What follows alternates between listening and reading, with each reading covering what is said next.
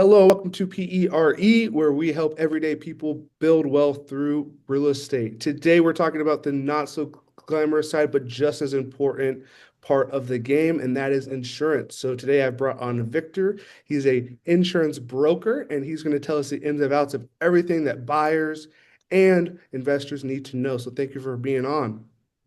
How's it going, Curtis?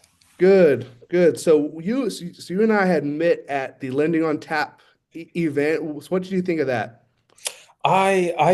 Just like I told Rochelle and Justina, I think it was a good event, and I believe we need more. We need more lending events to connect realtors and lenders and just even investors, right? Investors, insurance people, because I think lending it's kind of like insurance, right? It's not necessarily glamorous, but I mean, how else are you going to get a house unless you have cash? I mean, Mhm. it's yeah, it's a necessity. Yeah. Yeah, and in our area, I'm not sure how many people are actually paying cash with our price point, and so you're very spot on there. Right. So, when talking about insurance, how did you even get down this path? Because I teach kids very rarely does a kid write down, my dream is to be an insurance person. So, how do you get down this path? I can tell you're very passionate about it, but Yeah, um it's not necessarily it's definitely not on somebody's wish list or career list.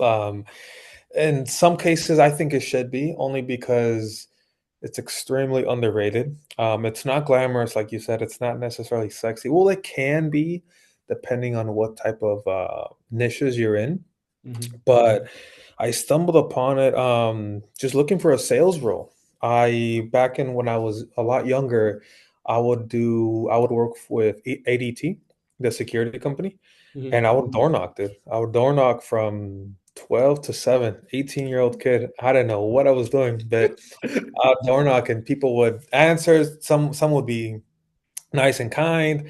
Others would tell me, "Get the hell out of my property. I'm gonna call the cops. This, and that." And so I think it built the what do you call it? My resilience. Mm. Like I was just not afraid to cold call, to door knock, to speak to anybody. And I, at the time, I already had debt as a young age. I've always had higher bills than average. Why is my own mistakes, but I didn't know it was commission only. And me being young, I was like, oh God, I don't get a paycheck. And so I did only last like 3 months, but my first sale, I made like $500 for a kid, like in like literally an hour. So I presented the whole security system for a doctor, dude, for a doctor. Mm. Yeah, and I was 18, like super raw, couldn't really articulate my words. I don't even know how I sold them, but I sold them, and from that hour, I made $500. And from there, something just clicked. I was like, wow. Instead of me, because I used to work in when I was even more younger, like hard labor jobs or even as a busser at a restaurant. And I realized, man, if I could, now that I know, if I could leverage my skills, right, my time, whatever it may be, to make $500 in an hour, like that's crazy. Like, where else can I do that? I don't need a degree, which is not bad. Right? I'm not talking trash about degrees, but I don't need a degree. I don't need anything else. Just communication skills. And so I went on the path like, oh, what could I do? I can be a car salesman. I was like, I don't know about that. Like it's nothing bad about them, but I kind of wanted somewhat of a career, I guess you could say. And I stumbled upon insurance. And it took me a while. It took me a year to pass everything, only because of my procrastination. Being a 19-year-old, like 20-year-old, you don't have much discipline. At least I didn't. But as soon as I got into the industry, I was just blown away. Um, a State Farm agent took me in, and he really molded me. He said, "Man, you're not going to speak to anybody until you learn how to speak properly, how to articulate your words, how to have good customer service." So it really molded me. It really took me in, and I'm beyond grateful for that. And so I went from in a way, product of my environment. Like, we're from the same area. We literally grew up in the same area. So we don't see we I you don't see a lot of role models there, in my opinion. So again, he took me from a raw, honestly ghetto kid into becoming professional. Yeah. And so I wasn't passionate at first. I thought it was really tedious, but I was very interested to see what would cover what. There's so many types of insurance, and then slowly but surely, I grew passionate into it, and I'm here ever since. Yeah, Good, good. That's quite the story there. We'll have to talk about our where we grew up in another podcast. we have to. But so insurance broker, people think like real estate broker, but what's the difference between insurance broker, insurance agent, insurance company? Like, kind of help the people out there. Yeah, so technically you can put it as we're all agents. Anybody that's well, anybody that has a license to sell insurance, Hmm. you're an agent, I guess you could say, right? Um, Now there's different types of agents. So there's what's called a captive agent, which means it can only sell one product, necessarily only one brand. So it's like State Farm. They can only sell State Farm. They cannot sell anything else. Farmers. Now it has changed a bit. So farmers, they have different companies beneath them that they could sell under. So let's say farmers, there's Farmers, the big brand. And then they have, I believe, Foremost. That's their subsidiary, right? That's another brand for like different types of risks of insurance. And then they have like Bristol West. That's for people that, that have a DUI and stuff like that. But it's all under Farmers, I guess you could say. Hmm. Same thing with Allstate. I was with Allstate in the Bay Area the last 3 years, and they could only sell Allstate and their subsidiaries. Now, a broker, and then again, the captive agent, they they mainly honestly work for the company, not necessarily for you. Like they might have your best interest and all that, but legally by law, and I can tell you the code and everything, they have to put the best interest in the company Mm. of State Farm, farmers, and all that. Yeah. And so with a broker is we have access to, man, multiple companies. Almost almost any other company aside from the captive one. So I can't sell State Farm. I can sell some farmers products, right? I can sell some Allstate products. So when I mean Allstate and Farmers, I mean like their subsidiaries, right? They're other companies. But a broker, so they have access to a bunch of companies. And so what we do is we work for you, right? We look at every company and we quote you and we see which is going to be the more competitive one, right?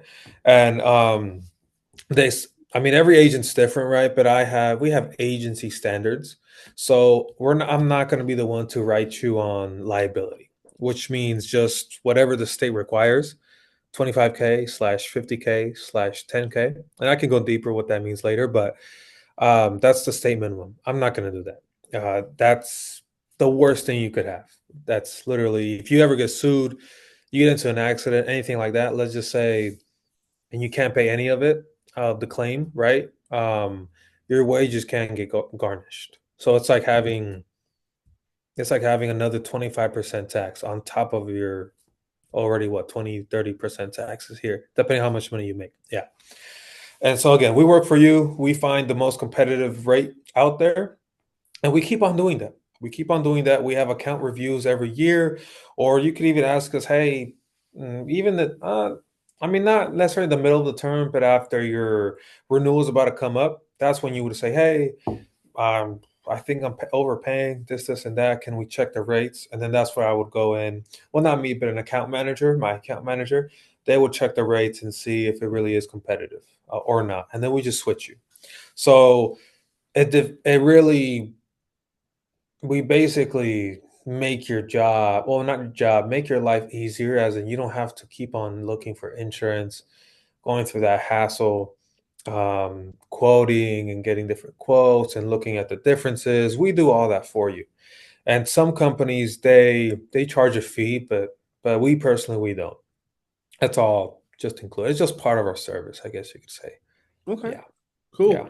Cool. So for those that have bought before or in the process of buying, we all know that you have to get insurance to get the mortgage, right? Because mortgage company wants to be covered too. Yeah. What is something that people miss, or maybe they get wrong or miss out on when trying to find the best insurance for them?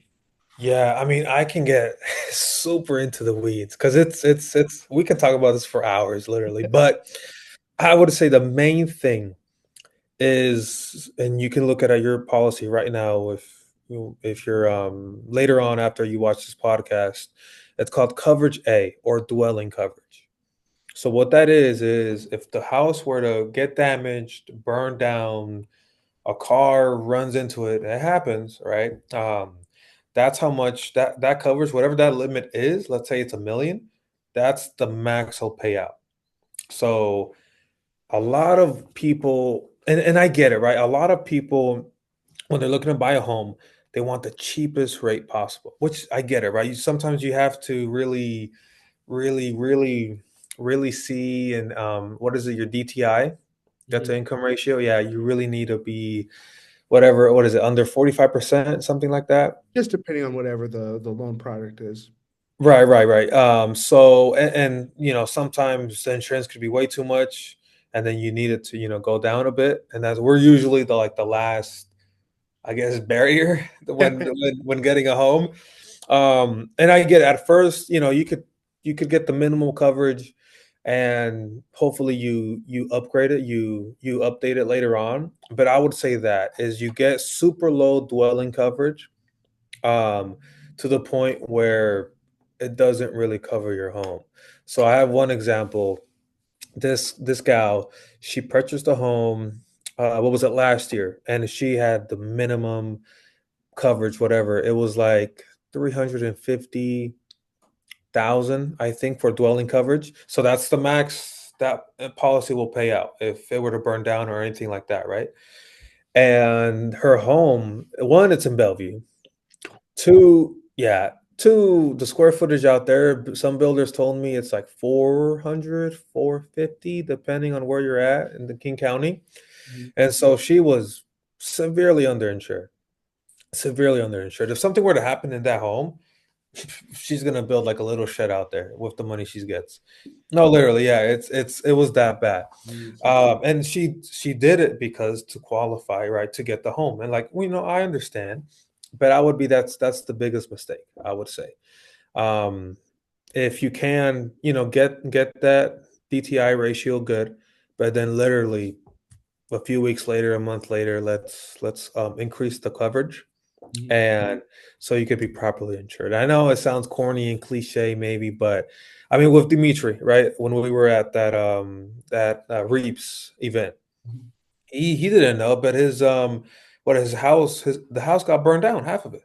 It Yeah. wasn't his fault, but the contractors, they did whatever they did, right? And you just never expect these things, but it happened to him. If it can Mhm. happen to him, it can happen to everybody. Okay. Yeah. Okay. So just being underinsured is kind of the biggest error that you see people have. Yeah, yeah. When buying homes, yeah. Maybe another one would be not getting with the proper company. Mm. Like if you have like I don't want to if you have like a really like a fixer upper, then yeah, going with a cheaper company is fine. But like that home in Bellevue, you don't want the cheap company. And no, I'm telling you, it's just with car insurance. They will fight you on claims. If you have a claim, like they don't want to pay that out. Believe it or not, they don't, because that's their money, that's their pocket, right? And so they don't want to pay it out. And then with other companies, with what I like to say are preferred companies, they'll pay it out no problem. They don't, you know, they don't hassle you. Yeah. So if the common issue is that they're underinsured, how often do you think they should get a review? So I mean, I would say at least a year, at least a year. And that's what we do. So we have set appointments for when we write a policy, right? Let's say we wrote it today. Today is the 20th. So next year, 2026, on the 20th, you're going to get a call from your own account manager from my office, and they're going to tell you, hey, they're just going to review every single policy you have. They're going to explain everything, any questions you might have. If you think you're being overcharged, we'll shop you around. Or if they look, hey, you might be underinsured here, they'll provide you quotes, just make recommendations. Basically, be that white glove service that doesn't really exist, I feel like, nowadays in insurance. Okay, cool. Yeah. So, Mhm. a lot of the people that kind of follow my channel are kind of into this house hacking thing, right? Be it single family, duplex, triplex, right? But they'll move in, and when you move into a unit, you have to have homeowners insurance, right? Right, right. Um, and then at some point they'll move out to go to their next house hack. Mhm. Does the insurance type that they have to change as well? Yes, so it's imperative if you do have to change it, because you're changing the usage, Hmm. right, of that property. At first, it's your primary or your secondary if you have other homes, right? But if you're renting it out, you need landlord insurance. You can't have, I mean, you can have homeowners insurance. That's what it's called, homeowners insurance on a rental. But what's going to happen is one, you're probably going to be overpaying because a homeowner's policy, at least ours, is very comprehensive. It lists a lot of things are covered. I include a lot of endorsements that a landlord just doesn't need. Right. So you could be paying, let's say you're paying in Bellevue, I don't know, like 3, 4 grand for a home policy, right? Then you switch, you rent it out and you never change it. You could be overpaying like 2 to 3 grand a year, and that cuts into your profits, right? If you're, renting it out and all that. Insurance is, believe it or not, can be very flexible depending on the agent you have. Um, it could be very flexible. So depending on who you work with, you could end up profiting more a month. So, Okay. and the landlord policy, just to get a little bit into that, it's specifically for landlords, right? So it would be, let's say, I don't know, they want to sue you for, man, like asbestos. I don't know, something, something crazy like that, right? And then that policy will be more fitted for that claim, right? And then again, if you have a homeowners policy on a rental, there could be some coverage issues. Any Mhm. company, right? Any company, doesn't matter, preferred or not preferred, whatever, they could be like, hey, you said this is a rental, but on paper we have it as your primary home. What's up with that? And again, I'm not a underwriter or claims adjuster, but from experience, they're going to question it. They might even deny coverage, and I mean, that's the last thing you want to do, right? You Yeah. want that to happen, yeah. Wow. Okay. So at what point, so they're in house number one, Right, and they're looking for that second house hack. At right. what point should they reach out to you? Should it be once they're under contract on the second one? Is it when they first start to look? I would say, because usually landlord policies are usually not a lot, but they're just less expensive than homeowners policy because it just covers less, right? So with the homeowners policy, you're covering like personal property and a bunch of endorsements like service line or water backup, stuff like that. On a landlord policy, usually landlords, they don't have personal property in there, right? Usually they don't. And they don't need just other like cyber protection. The primary homeowners has that, not the landlord, right? It's just other little things that really add up and makes the landlord policy less expensive. But I would say, as soon as, yeah, they're under contract, right? I would say a week or 2 weeks out before they're going to close, or whenever a renter is in there, gets in there, like that date, call me, or when, like, let's say the renter is going to move in the end of October, right? Call me a few days beforehand, or call your broker or agent, and then let's switch it over because we don't want any issues going on. Oh, okay. And is there any, well, I don't want to speak, too general, but just in general, are there fees or anything like that for when you make the switch? No, no. So that's again, yeah. That's I don't know if it's a myth or not, but no. There's no literally no fees. All I do is can either I can yeah, we would have to rewrite it, right? Because it's a brand new policy. It's not a homeowners, it's a landlord now. But there's no fees. There's maybe some other agents might charge fees. Don't go with them. Please don't do that. Yeah, you're just wasting your money. They're not worth it, trust me. Those are the people that like don't properly insure people. They're just in it for the money. Um, but yeah, there's no fees or anything like that. It's just a simple change, a new policy. That's pretty much it. Okay, cool. Yeah. Cool. And then Um, another thing about the rentals and all that, guys, please, please, please require your tenants to have renters insurance. Doesn't matter if it's a home, apartment complex, commercial unit, whatever. Just have it in writing too. Like, hey, me, Curtis, as whatever owner, XYZ, we require you to have renters insurance in order to move in or to even be in the property, to live in the property. mhm. Why? Let's say they don't have renters insurance and they flood the home. What are you going to do? Or how are you going to go after the person, right? You can go after him, maybe sue him, but what if that guy doesn't have 500K sitting in his pocket? For how's he going to pay that? So, but if he had renter's insurance, there you go. You go after his insurance company, and Mhm. then you get paid out. Now, it depends how much money his policy limits, right? But you'll go after that insurance company. They'll, file whatever a lot sub it's called subrogation, and then you'll get cashed out however big their limit is.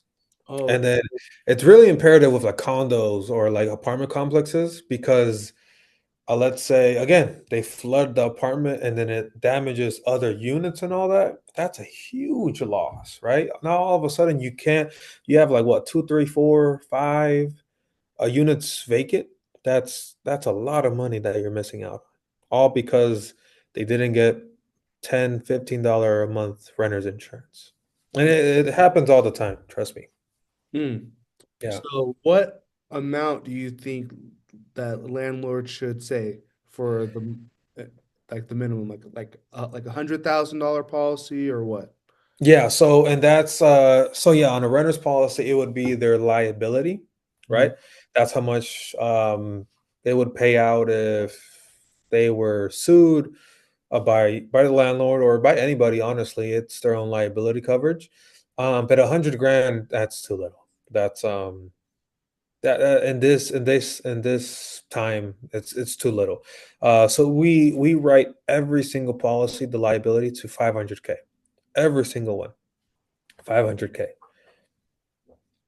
And you can write it for more. We can write it for like a million, whatever it may be, but 500K, that's usually a good amount. That'll pay for a lot of things, right? Because again, you could sue him for one, the damage, Mhm. then you could sue him for the loss of rent. What else? You could sue him, yeah, for I'm not a lawyer, but you could sue him for a whole bunch of things. I'm not, yeah, yeah, this is not legal. Yeah, there's not legal advice. It's not No, legal no, advice. yeah, But yeah. okay, but the possibilities are there. Okay. Yeah, very much so. Yeah. Lawyers are, yeah, they'll find ways. Oh No yeah. fun ways, yeah. So that's kind of for our homeowners. That's for our long-term buy and hold type investors. But how about like the fix and flippers? Like maybe they're going to only have possession of the property for 6 months, say. Yeah. Okay. So there is such thing as now this could get a little bit into the weeds because it is more of a complex situation. But depending on your primary home insurance, you could add liability to another, what's called another property, Mhm. right? Or you could have short-term rental policies, and that's usually so most companies they won't necessarily do that because it's not sticky business, right? It's not you're not going to be on the books for a long time, right? So it's if anything, it's going to cost them more money than than like a typical 1 year homeowners policy, right?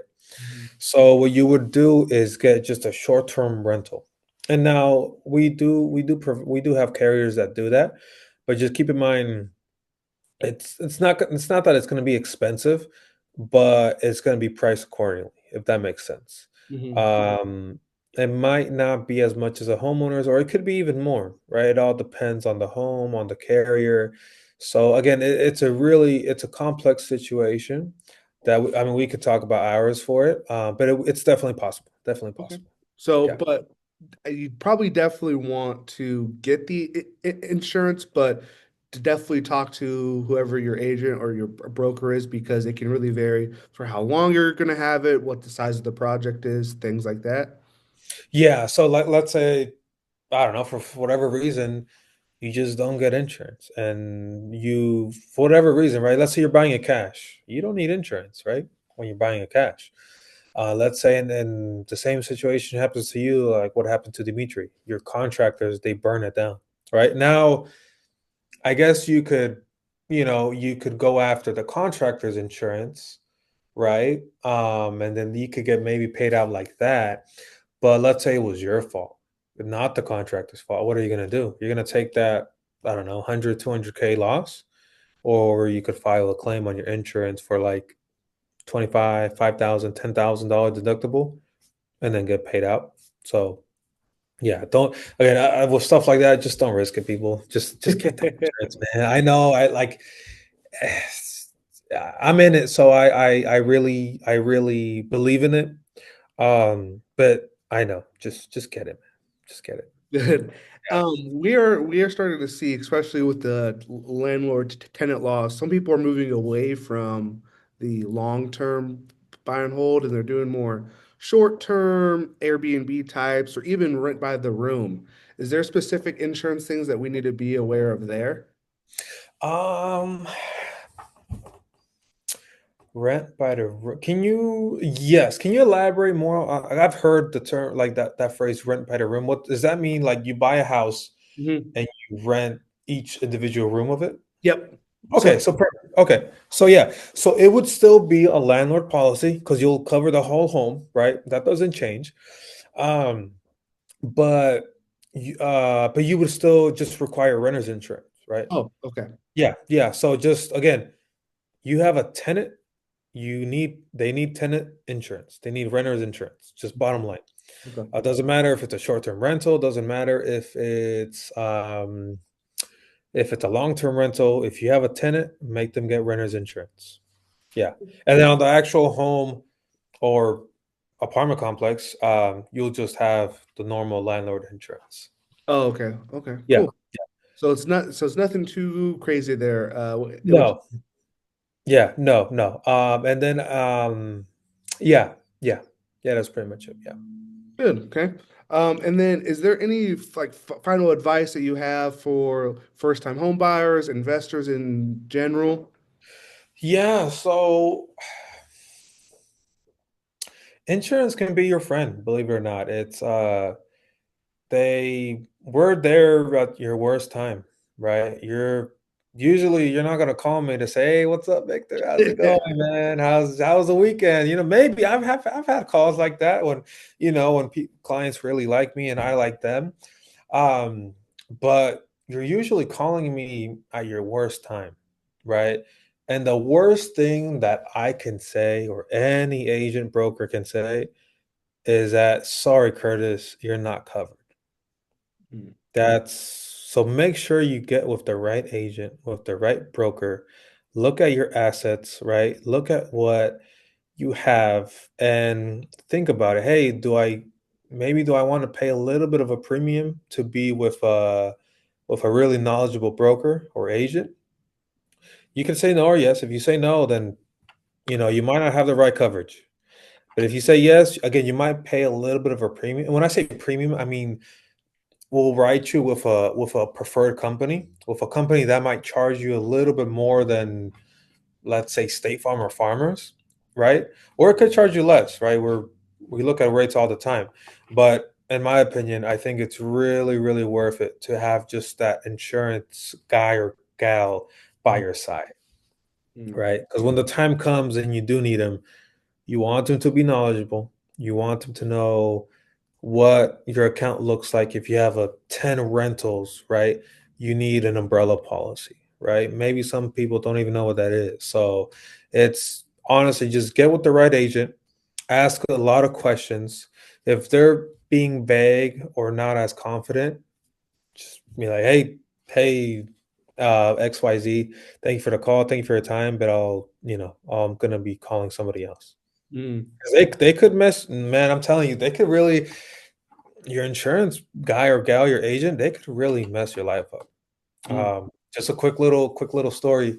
So I'm writing three manufactured homes, and and then a manufactured home is a completely different than a single family home, right? So it needs a different policy. And the guy who wrote them at first, they wrote him with a homeowner's policy. It's not a single family home. Um, so if something were to happen, they might not have coverage because it's written in the wrong way. And mm. we're gonna fix that. Tomorrow we're gonna take payment and we're gonna fix that little debacle. But again, just that's just one example that agents can really believe they have a huge play in your life. It's crazy. It's crazy. Mm. Uh, Wow. Yeah, and you had mentioned a term that we haven't really talked about throughout, but the umbrella policy. yeah. So let me. And again, so here in Washington, it's like California and New York. We love to sue people. Like oh, it's true. We just love it, right? That's why you see billboards all over for personal injury. It's just lawyer billboards, right?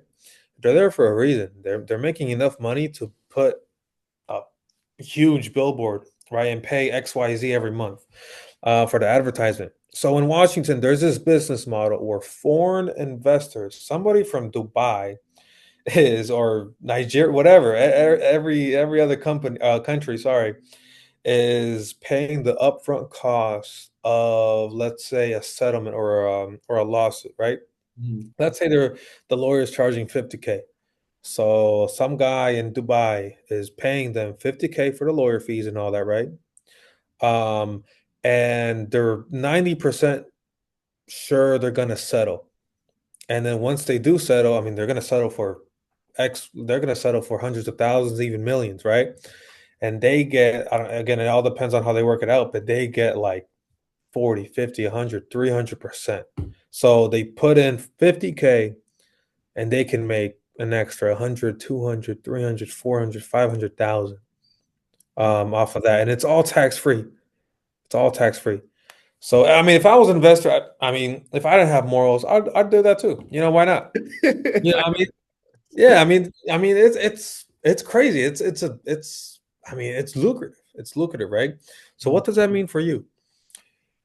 God forbid you hit anybody, you disable somebody, you, God forbid, kill somebody in an accident, or you just somebody wants to sue you, right?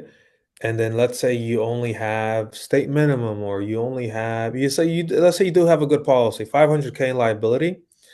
Um, but again, let's say that lawyer is really good and he's suing you for 1 million. mm. You're gonna have to pay 500K out of pocket. Now, I don't know about you. I don't have 500K just sitting around. Nah, me either, brother. Me Yeah, either. yeah. Most people don't. At that point, you might have to sell your houses, your cars, and all this. It just ruins your life, right? Mm, But if you had an umbrella policy, which is like $200 to $300 a year, so it's almost like a subscription, right? Like your Netflix and Hulu combined. Honestly, that's what it is. It's like it'll act as an excess. So let's say you get sued for 500K, your limit is 500K, right? Oh, sorry, you get sued for 1 million. Your limit on your auto or home policy is 500K. mm. That means there's an excess of 500K, right? So that umbrella policy will kick in and pay that excess of 500K, and you'll be all good. That is awesome. Is there kind of just a rule of thumb for like what your umbrella should be compared to what you own? Yeah. So again, your home, you should have 500K in liability, no matter what. Just do it. Bite the bullet, pay a little bit more. I'm telling you, it's worth it.